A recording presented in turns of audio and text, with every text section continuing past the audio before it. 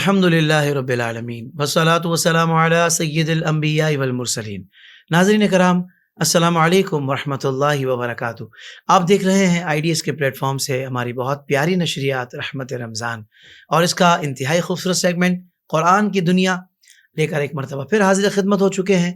ہمارے ساتھ تشریف فرما ہے آپ کے، میرے، ہم سب کے پیارے ہر دل عزیز شخصیت حضرت علامہ مولانا مفتی سلمان احمد اظہری صاحب۔ السلام علیکم ورحمۃ اللہ وبرکاتہ۔ وعلیکم السلام ورحمۃ اللہ تعالی وبرکاتہ۔ مفتی صاحب، جہاں بہت سارے ٹاپکس ہم نے قرآن پاک سے آپ نے بیان فرمائے کہ جس میں قیامت کے حوالے سے، حسن اخلاق کے حوالے سے، دیگر بہت سارے، اولاد کی تربیت، والدین کے حقوق، عورتوں کے حقوق، میں چاہوں گا آج قرآن کی بات ہو جائے کہ بھئی قرآن پاک پڑھنے کی کیا فضیلت ہے، اور قرآن پاک پڑھنے کا کیا اعجاز ہے، اور ساتھ ہی ساتھ ایک بنیادی سوال کہ پوری دنیا میں مسلمان چاہے وہ کوئی بھی لینگویج بولتا ہو، مگر اللہ کے کلام سے اس کی ایک محبت بڑی والہانہ ہوتی ہے، اور وہ بڑا اس کو عقیدت سے پڑھتا ہے اور روزانہ کی بنیاد پہ پڑھتا ہے۔ مجھے ایسا لگتا ہے کہ دنیا میں سب سے زیادہ پڑھی جانے والی یہ کتاب ہے جو قرآن پاک ہے۔ بالکل۔ تو حضرت یہ بتائیے کہ سب سے زیادہ جو لوگ پڑھتے ہیں اس کتاب کو، اس کی کیا وجوہات ہیں، اور اس کو پڑھنے سے کتنا اجر و ثواب ملتا ہے؟ الحمد للہ وکفا وسلام علی حبیبہ المصطفیٰ، اما بعد فاعوذ باللہ من الشیطان الرجیم، بسم اللہ الرحمن الرحیم، اللہم صل علی سیدنا محمد وآلہ وصحبہ وبارک وسلم صلاۃ دائمۃ سرمدا ابدا۔ یقیناً آپ نے جو یہ بات کہا ہے کہ سب سے زیادہ پڑھی جانے والی کتاب، تو قرآن جو لفظ ہے نا، اس لفظ کا مطلب ہی یہ ہے کہ سب سے زیادہ پڑھی جانے والی کتاب، مقروء۔ اچھا، قرآن کے کئی معنی بتائے گئے ہیں، سبحان لیکن اللہ، یہ قرآن سب سے زیادہ پڑھی جانے والی کتاب ہے، اس کا نام ہی قرآن ہے اسی لیے۔ سبحان اللہ، سبحان اللہ۔ اور حقیقت ہے یہ کہ اس کی تلاوت کی جاتی ہے، اس کو سمجھا جاتا ہے، اس کی تشریح ہے، توضیح ہے، تفسیر ہے، بہت ساری چیزیں ہیں۔ اس ایک کتاب پر جو علماء اسلام نے لکھا ہے، وہ کسی بھی دوسری کتاب پر، یہ چیلنج ہے، کسی بھی دوسری کتاب پر نہ اتنی تشریحات، نہ اتنی تفسیر وغیرہ ملیں گی، کسی بھی کتاب پر نہیں۔ تو دنیا کی سب سے زیادہ پڑھی جانے والی کتاب قرآن پاک ہے۔ سبحان اللہ۔ آج بھی سب سے زیادہ چھپنے والی بھی، پرنٹ ہونے والی بھی، اور سب کے ہاتھوں میں جانے والی کتاب بھی قرآن پاک ہے۔ واہ واہ، ہر زمانے میں رہی ہے، لیکن اب ہمارا تعلق جو ہے اسلام سے ہے، اور قرآن پاک کا اس میں جو مقام ہے، یہ سمجھ لیں کہ قرآن ہے ہدایت کی کتاب۔ ہدایت آپ کو اس سے لینا ہے، لیکن تلاوت بھی کرنا ہے آپ۔ صحیح۔ اب تلاوت جو ہے یہاں پر یہ ضروری نہیں ہے کہ سمجھ کر کے ہی پڑھے، سمجھ کر کے پڑھا تو اس کا ثواب بہت زیادہ ہے، لیکن تلاوت بھی اگر کرتا ہے، کیونکہ ہر بندے کی سمجھ نہیں ہے، عربی زبان میں ہے یہ، لیکن اس پر بھی اس کو اجر و ثواب ہے۔ کیا بات ہے کہ اگر وہ قرآن پاک کی عربی میں صرف تلاوت بھی کرتا ہے تو ایسا نہیں ہے کہ وہ رائے گاں جائے۔ بعض لوگ اس کو تانا دیتے ہیں کہ کچھ سمجھا نہیں اور ایسے ہی رٹا مارتا ہوا چلا گیا، تو عام چیزوں کے اوپر قیاس کرتے ہوئے قرآن کو مت سمجھ لینا۔ اللہ اکبر۔ کہ تو کوئی کسی بچے کو ڈانٹ لگائی جاتی ہے کہ کتاب ایسی سرسری طور پر پڑھ کے چلا گیا، کیا کچھ سمجھا کہ نہیں سمجھا؟ تو اس طرح سے کتابیں پڑھ کر کے نکل جانے سے کوئی حاصل نہیں۔ قرآن کے ساتھ یہ معاملہ نہیں ہے۔ ہائے ہائے ہائے ہائے، ہاں، سمجھ کر کے پڑھا تو اس کا اجر و ثواب، اور اس کے بعد اس پر عمل کیا تو اس کا اجر و ثواب، یہ سب درجات ہیں، لیکن فقط اگر تلاوت بھی کیا ہے تو اس کا اجر ضائع نہیں ہونے اور یہ والا۔ قرآن کا اعجاز ہے، قرآن کا اعزاز۔ اور پھر اللہ کے نبی صلی اللہ تعالیٰ علیہ وسلم نے یہ بھی فرمایا ہے کہ جس نے قرآن پاک کا ایک حرف پڑھا اس کو 10 نیکیاں ہیں۔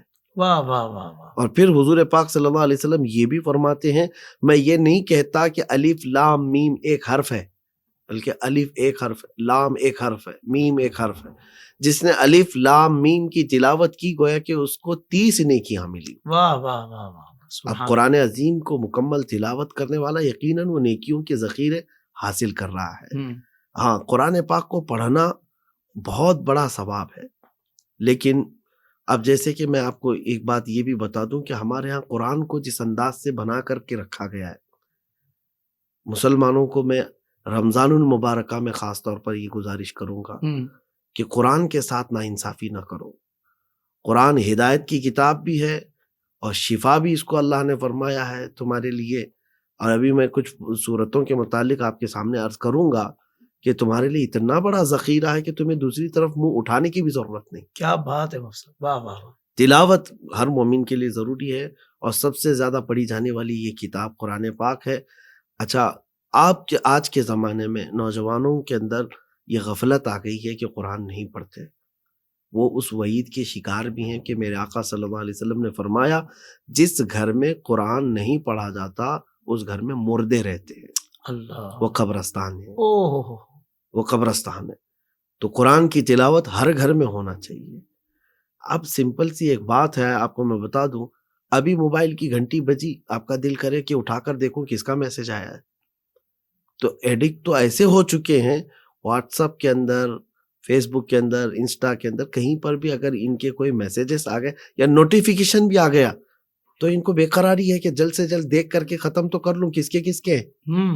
تو ہر دن بلکہ ہر 5-10 منٹ پر تو تم پورا کلیئر کر دیتے ہو کہ کیا کیا آئے سب کے میسیجز. ایرے غیرے لوگوں کے سارے میسیجز پڑھنے کے لیے اتنے بے قراری، اور جو پیدا کرنے والا خالق تمہیں میسیج دیا ہے اس کو تو کتنا زمانہ ہو گیا ہاتھ بھی نہیں لگا رہے ہو. تو تلاوت نہیں کرنے والا گویا کہ وہ اپنے رب کے میسیجز کو نہیں پڑھ رہا ہے، جس میں براہ راست تم کو رب تعالیٰ خطاب کر رہا ہے. یا ایھا الناس یا ایھا الذین آمنو. تو ظاہر سی بات ہے کس کے لیے ہے یہ سب ایمان والوں کے لیے ہے. تو تلاوت کرتا رہے گا، اس کا اجر و ثواب اس کو ملتا رہے گا. سبحان اللہ، سبحان اللہ.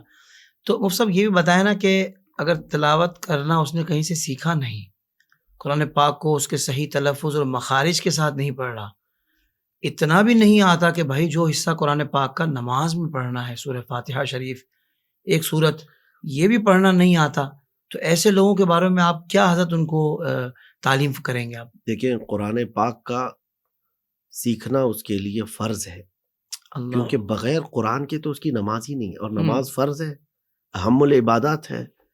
تو نماز میں کیا پڑھے گا؟ اتنی مقدار میں تو اس کو سیکھنا ہی ہے جس سے اس کی نمازیں ہوں. اور جو بندے اس سے غفلت برت رہے ہیں وہ بہت بڑے سزا کے مستحق بھی ہوں گے، اور ان کے لیے وعیدیں بھی ہیں. اللہ اکبر. ان کے لیے وعیدیں ہیں کیونکہ ان کی نماز ہی نہیں ہے. جب قرآن نہیں پڑھا یا قرآن سیکھا ہی نہیں یا قرآن کے الفاظ یاد ہی نہیں کیے تو نمازیں کہاں ہوئی؟ اور نماز چونکہ آپ کو پتہ ہے دوسرے ارکان اسلام میں سے دوسرا رکن ہے.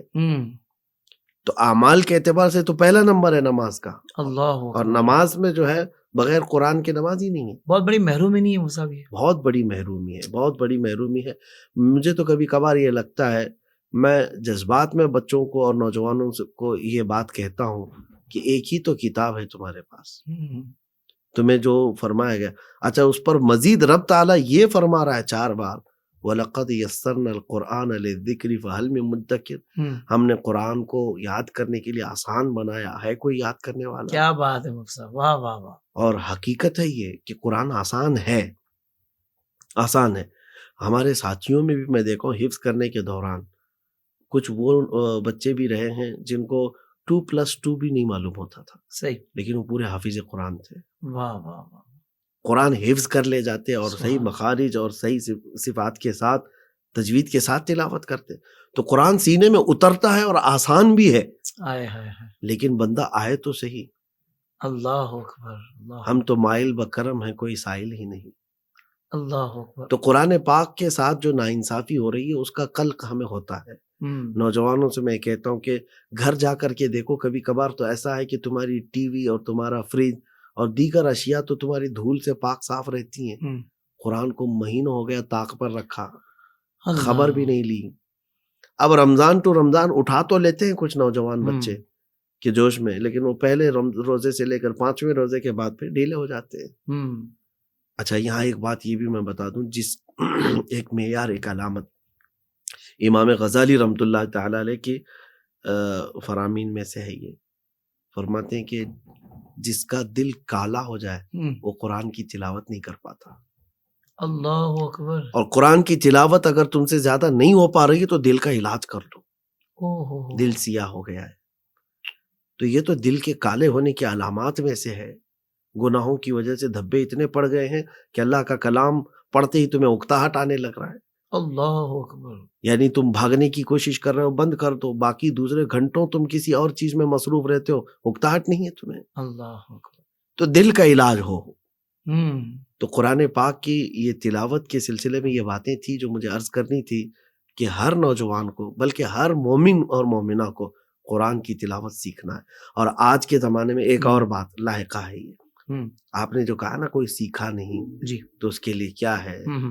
دیکھیں اللہ کی بارگاہ میں یہ عذر نہیں رہے گا سیکھا کیوں نہیں. اچھا ہم مان بھی لیتے ہیں جیسے وہ زمانہ ہوتا جہاں استاد نہیں مل رہا ہے، ٹیچر نہیں مل رہا ہے. اس دور کے بچے کیا عذر پیش کریں گے؟ تمہاری مٹھی میں ہر چیز ہے آج. کون سی چیز تمہارے موبائل میں نہیں ملتی آج بتاؤ. قرآن سکھانے والے تو بے شمار قاری موجود ہیں. آپ تو گھر بیٹھے قرآن آج سیکھ سکتے ہیں. یہ ضروری نہیں ہے کہ قاری صاحب نہیں آئے، حافظ صاحب نہیں آئے، میں کیسے سیکھوں، یا میں معذور تھا میں جا نہیں سکتا. ارے تو تمہارے گھر تک یہ چیزیں آ گئی ہیں. جدید ذرائع کے آ جانے کے بعد تو میں کہتا ہوں اب تو تمہارے پاس کوئی عذر ہی نہیں ہے. کیا کہہ کر کے بھاگو گے کہ مجھے قرآن پڑھنا نہیں آتا. اللہ اکبر. وہی والی بات ہے مفتی صاحب، کسی نے کیا خوب کہا کہ قیامت کے دن تم سے یہ نہیں پوچھا جائے گا کہ تم فیس بک دیکھتے تھے کہ نہیں، بالکل پوچھا جائے گا کہ ہولی بک پڑھتے تھے کہ نہیں. بالکل کم سے کم اتنا تو پڑھنا آئے نا کہ بندہ اپنی نمازیں درست کر لے. بالکل. ایک اور سوال بھی ذہن میں آتا ہے، مجھے لگتا ہے کہ شاید اس طرح کی بات لوگ پوچھنا چاہتے ہیں. قرآن پاک کی مختلف آیات کو، صورتوں کو وظائف کے طور پر اور علاج کے لیے بھی پڑھا جاتا ہے، تو کیا اس کی شرعی طور پر اجازت ہے یا اس کا واقعتاً فائدہ ہوتا ہے؟ دیکھیں قرآن پاک میں خود رب تعالیٰ نے فرمایا وَنُنَزِّلُ مِنَ الْقُرْآنِ مَا هُوَ شِفَاءٌ وَرَحْمَةٌ لِّلْمُؤْمِنِينَ. ہم نے قرآن میں ہر وہ چیز اتاری جو مومنوں کے لیے شفا ہے اور رحمت ہے. سبحان. تو قرآن پاک ہے شفا. تو اب قرآن پاک کو صرف اس غرض سے استعمال کرنے کی بات میں نہیں کہہ رہا ہوں. ہاں احادیث میں اس بات کا ثبوت ملتا ہے کہ صحابہ اکرام رضوان اللہ تعالی علیہم اجمعین نے کچھ بیماروں کو یا کسی کو سحر ہوا تو سورہ فاتحہ کی تلاوت کی اور دم کیا اور ان کو افاقہ بھی ہوا. سورہ فاتحہ کا نام ایک شفا بھی ہے. تو سورۃ الفاتحہ کے ذریعے سے یا دیگر آیات بینات یقیناً یہ شفا ہیں اور کلام رب العالمین ہے تو اثر تو رکھتی ہیں. دیکھیں شفا تو رب تبارک و تعالیٰ کے دست قدرت میں ہے. تو اس اعتبار سے جائز ہے کہ قرآن پاک کی مخصوص آیات یا صورتوں کے ذریعے سے کسی کے لیے دعا کریں کہ اللہ اس کو شفا دے دے. بالکل جائز ہے. شفا ملتی ہے. بالکل ملتی ہے. ٹھیک ہے مفتی صاحب، میں چاہوں گا کہ کچھ صورتوں کے حوالے سے ان کی فضیلت اگر آپ بیان کر دیں تو ہمارے ناظرین کو اس سے بھی بہت فائدہ ہو جائے گا. بالکل. چونکہ اب مجھے اندازہ بھی تھا کہ اگلا سوال آپ یہی کریں گے. حضرت یہی تو آپ کی خوبی ہے نا، آپ سمجھ جاتے ہیں. ظاہر سی بات ہے کہ جب کوئی یہ سمجھ لے کہ کچھ صورتوں سے آیتوں سے افاقہ ہو سکتا ہے تو اگلی بات یہی پوچھیں گے تو وہ بتا ہی دیں کہ بتا دیں پھر وہ کون سی ہے اور کیا فضیلت ہے. اب میں بتا تو دوں گا لیکن اس شرط کے ساتھ سارے لوگوں کے لیے کہ اس کے عامل بن جائیں، بلکہ روز قرآن پاک کو ہاتھ میں اٹھانے کا عہد کر لیں. بہت اچھا. میں ایک بات بتاتا ہوں آپ کو. الحمدللہ میں جس وقت 12 سال کی عمر کا تھا جب میں حافظ قرآن ہو گیا تھا. ماشاء اللہ. الحمدللہ. میرے والد گرامی بڑے عالم دین رہے اور میں جب چھٹیوں پہ آتا وہ خود بھی عامل تھے، لوگوں کو قرآن پاک کی آیات کے ذریعے سے ہی بہت ساری چیزیں تعویذات وغیرہ بھی دیتے یا دم کر کے بھی دیتے. تو میری والدہ جو ہے وہ ہمارے والد سے کہتی کہ اس کو بھی کچھ دے دیں. میں جب حافظ بن کر کے آیا پھر عالم کورس بھی کر رہا تھا تو کبھی نظر بد کا اثر ہے یا کبھی طبیعت کی خرابی ہے، انہوں نے کبھی مجھے نہیں دیا. اور وہ کہتے کہ اس کے سینے میں قرآن پورا موجود ہے. ہم تو 1 آیت 2 آیت کسی کو لکھ کر کے دیتے ہیں، اس کی تسلی ہے یہ. اور جب اس کے پاس ہے تو اس کو احساس ہو کہ پورا قرآن موجود ہے ہمارے پاس. تو میں یہاں یہی کہوں گا کہ وظائف یا قرآن کی آیتیں میں بتا تو دوں گا لیکن ہر بندہ جو مجھے سن رہا ہو وہ اس بات کا عہد کر کے لے چلے کہ پورا کیوں نہ میں تلاوت کروں قرآن پاک. بہت اچھے. سبحان اللہ. پوری قرآن کو کیوں نہ تلاوت کروں. ایک بندہ آیا اور کہا کہ رات کو وہ سورہ کہف کی تلاوت کر رہے تھے تو ان کا گھوڑا ہنہنانے لگا، بھدک رہا تھا. پھر آپ بند کرتے تو پھر وہ گھوڑا ہنہناتا تھا اور اس کے بعد پھر وہ تلاوت کو ہی بند کر دیا. واپس آئے تو حضور پاک صلی اللہ علیہ وسلم کی بارگاہ میں عرض کیا کہ ایسا معاملہ ہو رہا تھا. تو حضور نے فرمایا تلاوت جاری رکھو کیونکہ سکینہ اترتا ہے جب یہ تلاوت کی جاتی. سبحان اللہ. سبحان اللہ. تو اللہ تبارک و تعالیٰ کے کلام کو تلاوت کرنے کے وقت سکینہ اترتا ہے جو جانوروں کو بھی احساس ہوتا ہے. اللہ. تو پھر انسانوں کو کیوں نہیں اثر ہوگا. کیا کہنا ہے مفتی صاحب، تو واہ، انسانوں کو اثر ہوگا، تلاوتیں ہیں تو، لیکن بندے کو یہاں یہ چاہیے، مومن کو یہ چاہیے کہ اللہ کا کلام میرے ساتھ ہے اور میں پورا روز تلاوت کروں گا۔ اب میں فضائل بتانے چلا ہوں۔ میرے آقا صلی اللہ تعالیٰ علیہ وسلم کی حدیث ہے، حضور فرماتے ہیں جس نے سورہ یاسین پڑھ لیا پورے دن کے لیے اس کی کافی ہو گیا، ضرورتیں پوری ہو گئی اس کی، اچھا، پورے اس کی دن کی ضرورتیں پوری ہو گئیں، سبحان اللہ اللہ، تعالیٰ اس کو محتاج نہیں بنائے گا۔ واہ واہ ایک واہ، دوسری حدیث میں ہے، سورہ صافات کا بھی ذکر ہے ساتھ میں۔ صحیح، اور پھر جو ہے اللہ کے نبی صلی اللہ تعالیٰ علیہ وسلم فرماتے ہیں کہ جس نے سورہ واقعہ کی تلاوت کی، اور پھر یہ بھی فرمایا کہ عورتوں کو، بچوں کو سورہ واقعہ کی تلاوت سکھاؤ۔ اللہ اکبر، اللہ اکبر، ایک حدیث پاک ہے، یعنی یہ جو اہمیت ہے بتا رہا ہوں میں کہ کتنی صورتیں ایسی ہیں، تو میں جتنی صورتیں بتاؤں گا اگر آپ وہ ساری چیزیں تلاوت کرنے لگ جائیں تو پھر الحمدللہ آپ بڑے عامل ہیں۔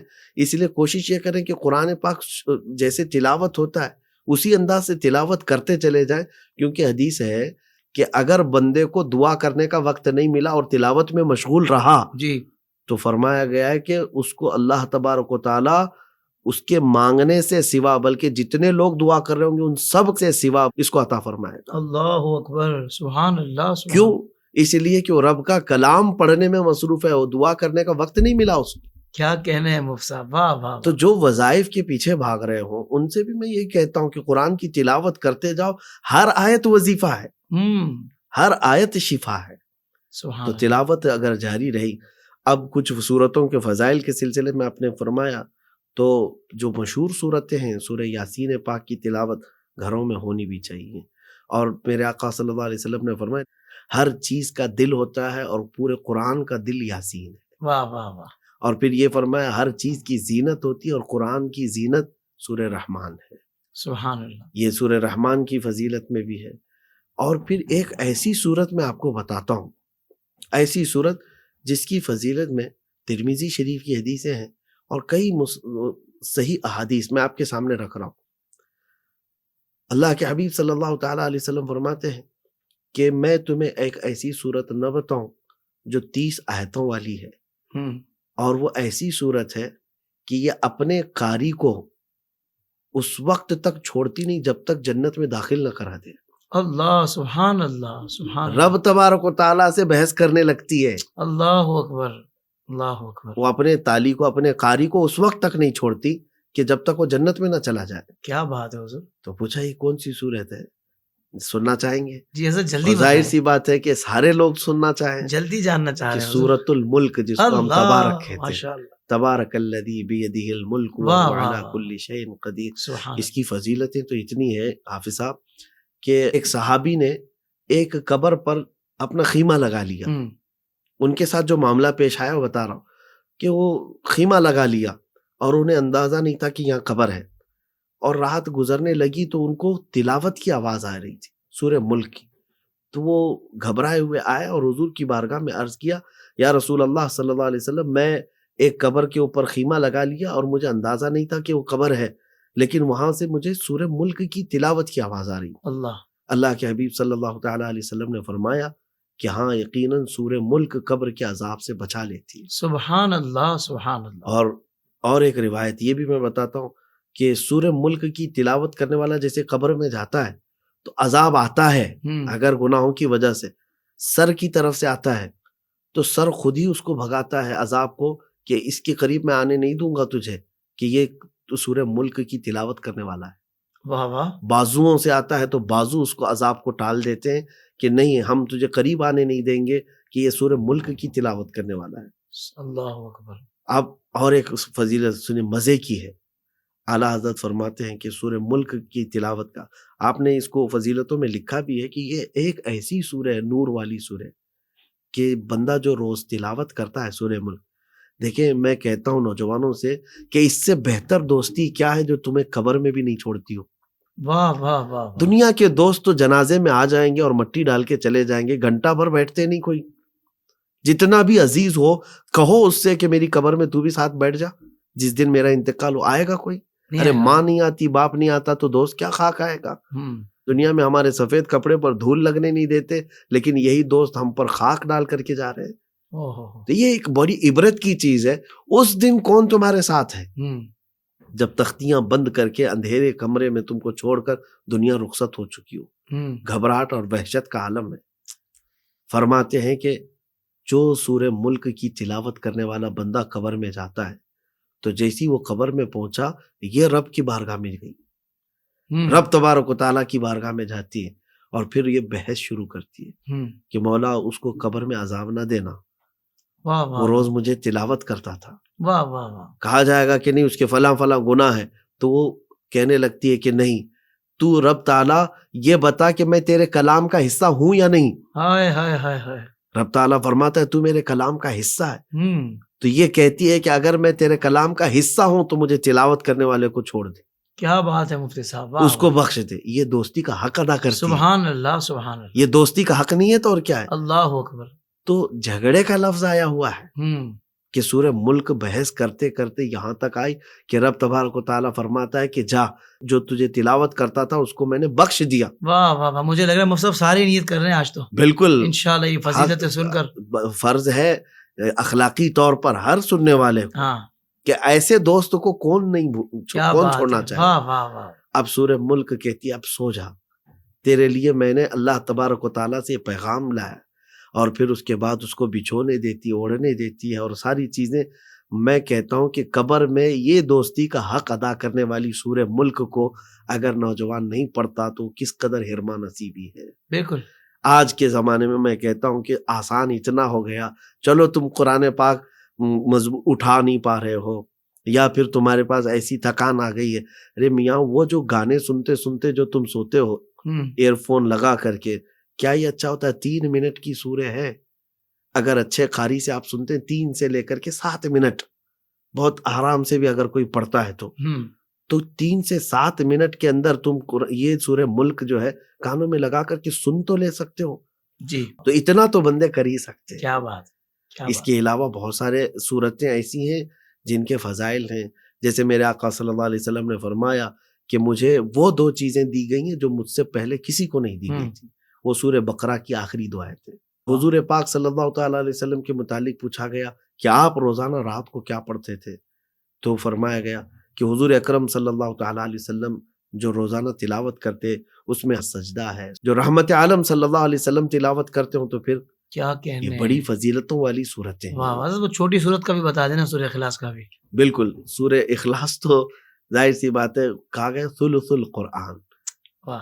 سورہ اخلاص جو ہے وہ تہائی قرآن ہے، تہائی کا 1/3 ہے، اور 3 مرتبہ پڑھا تو 1 قرآن کے برابر ہے۔ زندہ باد، سبحان اللہ۔ اسی لیے اکثر معمولات اہل سنت و جماعت میں جہاں فاتحہ خوانی ہوتی ہے دیکھیں 3 مرتبہ ہم سورہ اخلاص پڑھتے ہیں، بالکل، تو ثواب میں جو ہے وہ پورے قرآن کے پڑھنے کے برابر اس کو دیا جاتا ہے۔ واہ واہ واہ۔ لیکن اس کا کوئی یہ پوائنٹ بھی نہ نکال لے کہ بس میں سورہ اخلاص پر اکتفا کر لوں، 3 بار پڑھوں گا 1 قرآن برابر ہو جائے گا، نہیں، بلکہ اس کو قرآن عظیم کے اس حسین باغیچے کے دوسرے پھولوں کو بھی دیکھنا ہے۔ کیا خوبصورت جملہ دیا آپ نے، یہاں سے ہر اس سے خوشا چینی کرے، کیا کہنے، واہ واہ۔ اور ساتھ میں یہ صورت کا بھی میں بتا دوں، اور ضروری بھی ہے، کیونکہ ہم جس زمانے میں زندگی گزار رہے ہیں اپنے بچوں کو یہ تلقین کرنا ہے۔ قیامت کی نشانیاں، بڑی نشانیاں بھی وقوع پذیر ہونے والی ہیں۔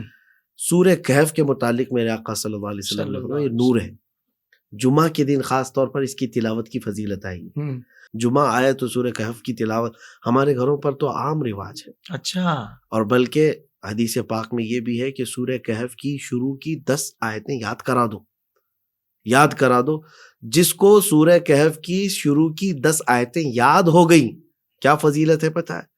وہ دجال کے فتنے سے محفوظ رہ جائے گا۔ سبحان اللہ، سبحان اللہ۔ اور دجال کا فتنہ اتنا خطرناک فتنہ کہ میرے آقا صلی اللہ علیہ وسلم فرماتے ہیں روئے زمین پر آدم علیہ السلام سے لے کر قیامت تک اس سے بڑا کوئی فتنہ نہیں، اتنا بڑا فتنہ، اس سے بچنا اتنا مشکل لوگوں کا۔ اللہ کے نبی سید الانبیاء جب اپنی دعاؤں میں یہ کہتے ہوں نعوذ بک من فتنۃ المسیح الدجال، اے مولا ہم پناہ مانگتے ہیں تیری مسیح دجال کے فتنوں سے۔ کون؟ سید المعصومین پناہ مانگ رہے ہیں۔ تو پھر وہ بہت بڑا فتنہ ہے دجال کا۔ یہاں تک کہا گیا ہے کہ ایک ہی دن میں لاکھوں لوگ جو ہے بے ایمان ہو کر کافر ہو جائے اور اس کو وہ مان لیں جس کی اس کی خواہش ہے۔